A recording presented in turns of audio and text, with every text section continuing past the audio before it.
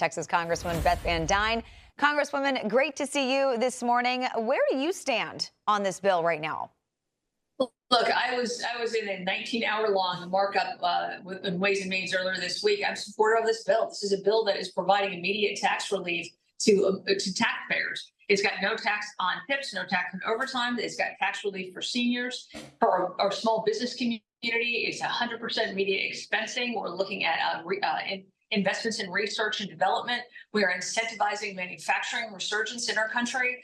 This is a solid bill. Is it a perfect bill? No. But I was one of 32 fiscally conservative members that signed on to a letter that told leadership it has to meet this criteria. We have to get this number of spending cuts if it's going to be this large of a bill, and we hit those targets. So this is a bill that is going to stimulate the economy. It's going to provide tax relief. We're looking at increasing the child tax credit. We're looking at increasing the standard deduction for individuals. This is a solid bill. Now, can we do more on Medicaid reform? Absolutely. Are we going to? Yes. Can we work with the White House on its rescission programs, meaning that we're going to cut the spend for this budget cycle with working hand in glove with the White House? We can do that. But I'm not willing to tank a bill that provides relief, that provides security at our border and an opportunity for increased economic growth, and is an invitation for private investments into our communities and into our country. I'm absolutely not willing to tank this bill just for that. Yeah, Congresswoman, I mean, you and the committee, the House Ways and Means Committee, approved the package on Wednesday. But I mean, what's happened between then and now with some of your fellow congressmen? I mean, is this basically the negotiations by holding out threat that we see on most major bills? This is a large bill, and anybody can find problems in a large bill. I'm one of many, and I very much sympathize with my conservative members. My colleagues, that they want to see more cuts. I fully want to see more cuts. Do I think that we need to have Medicaid reform? Without a doubt. There is so much waste, fraud, and abuse in Medicaid. When we think about all the able-bodied people that we are paying for their insurance, when we think about the people who are on our Medicaid program that are illegally in our country, we absolutely need to reform that. But I think we also need to be realistic about what this bill could do.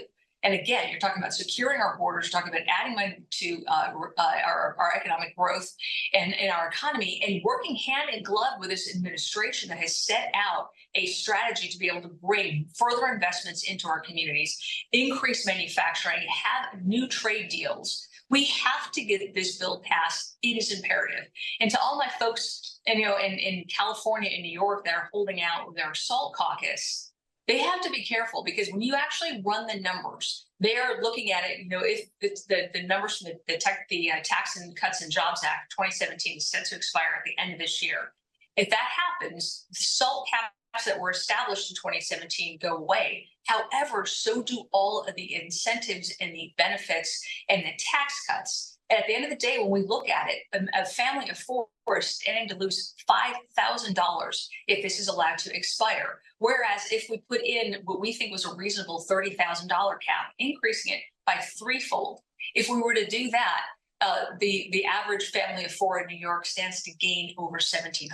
So just looking at this as pure math, this is a win. We also expect that all of the incentives that we have as part of this bill are going to increase the economy far faster, far larger than the CBO's estimate. They failed in 2017 to recognize all the benefits they were going to get out of the TCJA. They failed again with this bill, and we expect to have more opportunities for private investments, larger gains in our economic growth, and manufacturing brought back to this country, which is exactly what we need.